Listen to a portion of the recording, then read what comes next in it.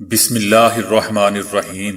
السلام علیکم دوستو، دنیا بھر کی خبروں میں آج آپ سنیں گے، لیکن اس سے پہلے اگر ہو سکے تو لائک، سبسکرائب اور بیل آئیکن کا بٹن ضرور دبا لیں۔ شکریہ۔ برطانیہ میں آباد مسلمانوں میں خوشی کی لہر۔ ترکی کا طالبان وفد سے خواتین کے لیے تعلیم اور روزگار کھولنے کا مطالبہ۔ سعودی عرب نے خانہ کعبہ اور مسجد نبوی صلی اللہ علیہ وآلہ وسلم میں محدود تعداد کی پابندی اٹھا لی۔ ترکی کی شام میں امریکی حمایت یافتہ کردوں کے خلاف فوجی کارروائی کی تیاری۔ سندھ کے بچے غذائی قلت، کمزوری اور چھوٹے قد میں سر فہرست۔ ایسے مسلمان ممالک جہاں برقع یا نقاب کرنا منع ہے۔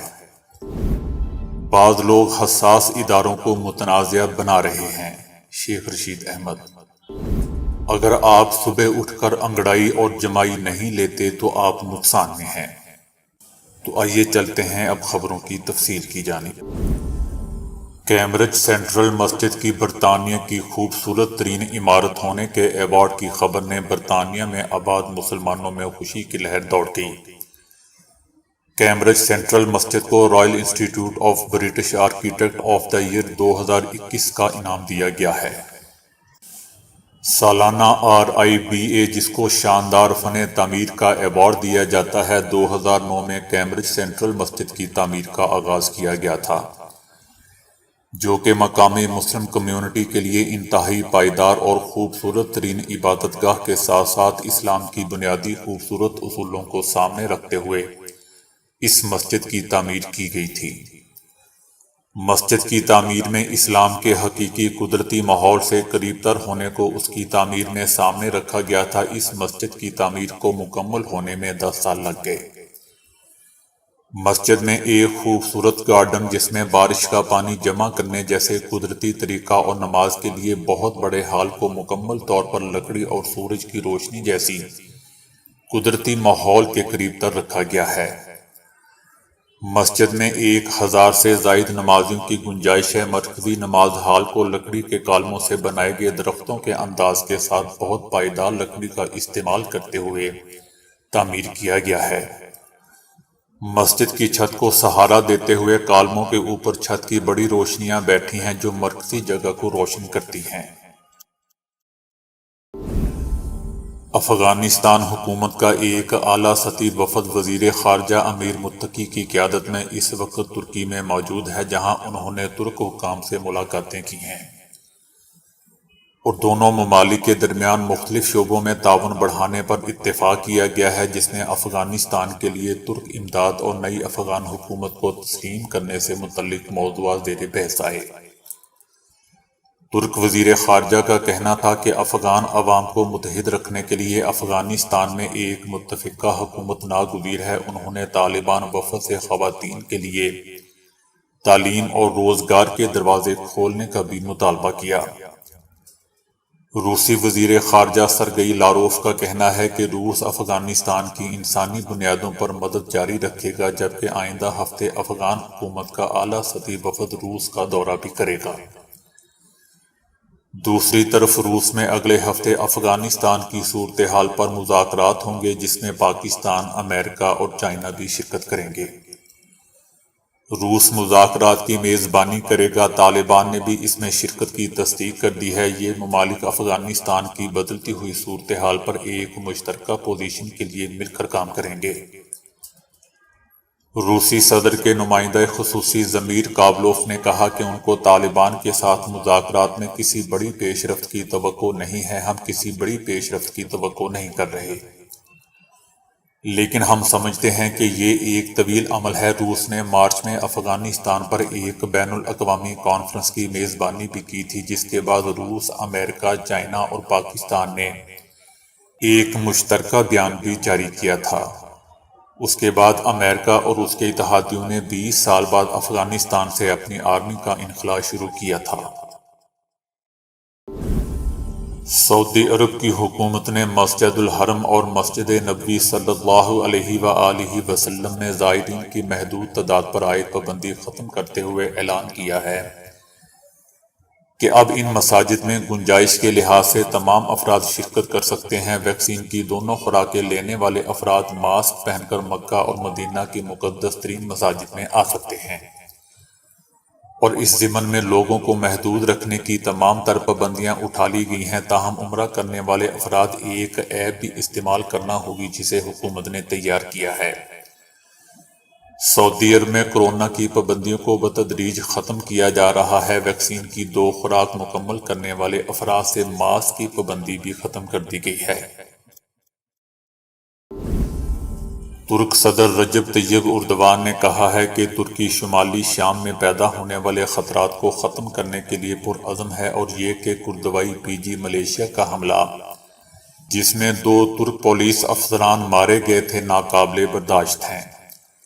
ترکی شمالی شام میں امریکی حمایت یافتہ کرد ملیشیا کے خلاف ممکنہ مزید فوجی کارروائی کی تیاری کر رہا ہے۔ اگر ترکی کی امریکہ اور روس کے ساتھ اس مسئلے پر بات چیت ناکام ہوگی تو وہ کرد ملیشیا کے خلاف کارروائی کرے گا۔ ترکی نے کہا ہے کہ شام کے علاقے اعزاز میں پولیس کو اتوار کے روز YPG کی جانب سے نشانہ بنایا گیا، جسے وہ ایک تخریب کار گروہ سمجھتے ہیں جو جنوبی مشرقی ترکی میں کئی دہائیوں سے جاری شورش سے لڑنے والے عسکریت پسندوں سے قریبی تعلقات رکھتا ہے۔ ترک آرمی نے گزشتہ 5 برسوں کے دوران کرد ملیشیا کے خلاف 3 حملے کیے، جن میں سینکڑوں کلومیٹر سرحدی پٹی پر قبضہ کیا اور اسے 30 کلومیٹر تک شمالی شام میں دھکیل دیا۔ امریکہ سمجھتا ہے کہ شمالی مشرقی شام میں YPG اس کا اہم اتحادی ہے، جبکہ روسی آرمی صدر بشار الاسد کی حمایت کے لیے موجود ہے۔ ایک تحقیق سے معلوم ہوا ہے کہ بچوں میں بھوک اور غذائی قلت سے کم وزن اور چھوٹے قد کی شرح صوبہ سندھ میں سب سے زیادہ ہے۔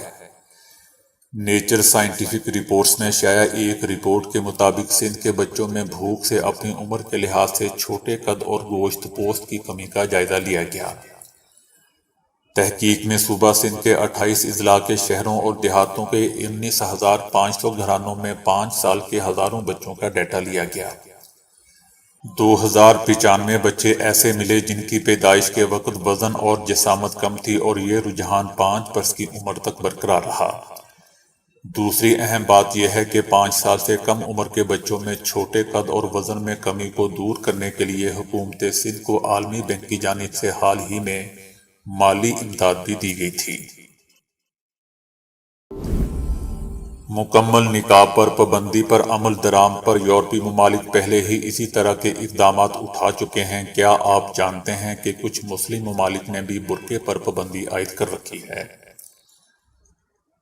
مراکش نے 2017 میں برقع یا چہرے کو مکمل طور پر ڈھانپنے والے ملبوسات کی پروڈکشن پر پابندی عائد کر دی تھی۔ اس مسلم اکثریتی ملک میں بھی اس پابندی کی وجہ سیکیورٹی تحفظات بتائے گئے تھے۔ تب حکومت کا کہنا تھا کہ ڈاکو اپنی مجرمانہ کارروائیوں کے لیے پردے کو ہتھیار کے طور پر استعمال کرتے ہیں۔ افریقی ملک چاڈ میں جون سن 2015 میں ہوئے حملوں کے بعد مکمل چہرے کے پردے پر پابندی عائد کر دی گئی تھی۔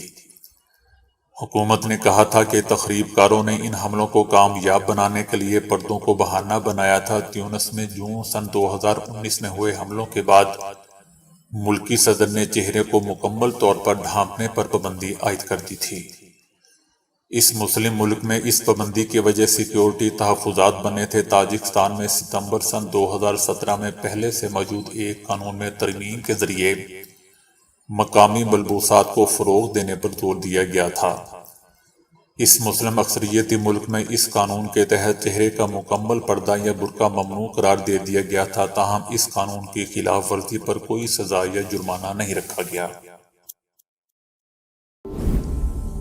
وفاقی وزیر داخلہ شیخ رشید احمد کا کہنا ہے کہ بعض لوگ حساس اداروں کو متنازع بنا رہے ہیں۔ کوئی حکمران نہیں چاہتا کہ ملک میں مہنگائی ہو۔ دنیا میں تیل کی قیمتوں میں اضافہ ہوا ہے، ملکی ماحول ٹھیک ہے اور ساری چیزیں طے ہو چکی ہیں۔ اگلے جمعے تک سارے مسائل ٹھیک ہو جائیں گے، ہمارے بدخواہ ناکام ہوں گے۔ شیخ رشید احمد کا کہنا تھا کہ وزیر اعظم کی ہدایت ہے کہ عید میلاد النبی صلی اللہ علیہ وآلہ وسلم شایان شان انداز میں منایا جائے۔ ڈی چوک پر جشن عید میلاد النبی صلی اللہ علیہ وآلہ وسلم منایا جائے گا۔ وزیر اعظم کنونشن سینٹر میں محفل میلاد صلی اللہ علیہ وآلہ وسلم سے خطاب کریں گے۔ دوسری طرف مریم نواز نے کہا ہے کہ وزیر اعظم عمران خان کے گرد پیٹرول مافیا نے گھیرا ڈالا ہوا ہے، عوام کے پیسے سے ان سب کی جیبیں بھری گئی ہیں۔ موجودہ حکومت میں ہر چیز مہنگی ہو چکی ہے۔ پنڈورا پیپرز نے عمران خان کی اے ٹی ایم کے نام سامنے آئے ہیں۔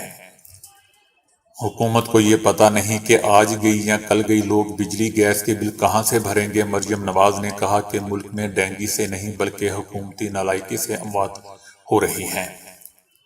ان کا کہنا تھا کہ حکمرانوں کی پہلے اپوزیشن سے انتقام پر توجہ تھی اور اب حکومت بچانے پر ہے۔ عوام جانتے ہیں کہ ملک سے کیا کھیل کھیلا جا رہا ہے۔ شہباز شریف اقتدار میں ہوتے تو ادویات گھروں میں پہنچتی تھی۔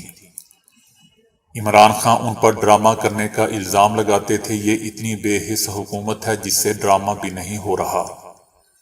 عوام جھولی اٹھا کر حکومت کو بددعائیں دے رہے ہیں۔ 2023 تو دور کی بات، حکمرانوں کے لیے 2021 مکمل کرنا مشکل ہے۔